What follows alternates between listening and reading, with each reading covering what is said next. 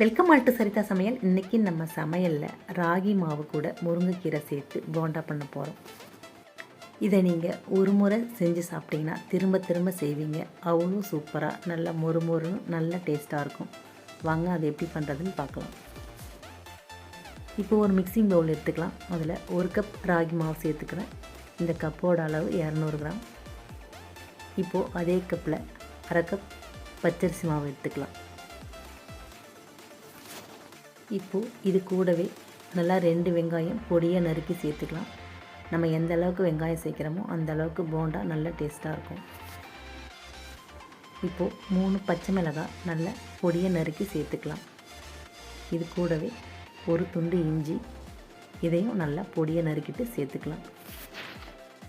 இது கூடவே ஒரு ஸ்பூன் சீரகம் இது மாதிரி கையில் சேர்த்துட்டு லைட்டாக இதை மாதிரி நசுக்கி சேர்த்தோம்னா நல்லா வாசனையாக இருக்கும்.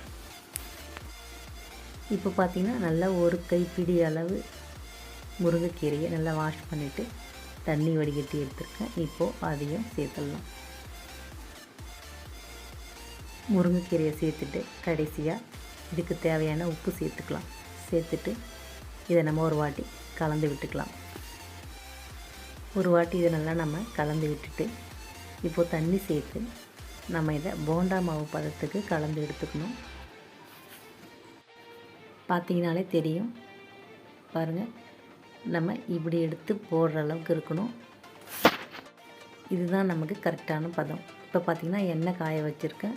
எண்ணெய் மிதமான சூட்டில் இருக்கும்போது நம்ம போண்டாக்களை போட்டுடலாம். நம்ம கொஞ்சம் கொஞ்சமாக போட்டு பொரித்து எடுத்துக்கலாம். எண்ணெய் எந்த அளவுக்கு நமக்கு கடாயில் சேர்த்துருக்கோமோ அந்த அளவுக்கு சேர்த்து நம்ம பொரித்து எடுத்துக்கலாம். இப்போ பார்த்திங்கன்னா போண்டாக்கள்லாம் ஒரு பக்கம் வெந்துடுச்சு. இப்போ இதை திருப்பி விட்டுக்கலாம்.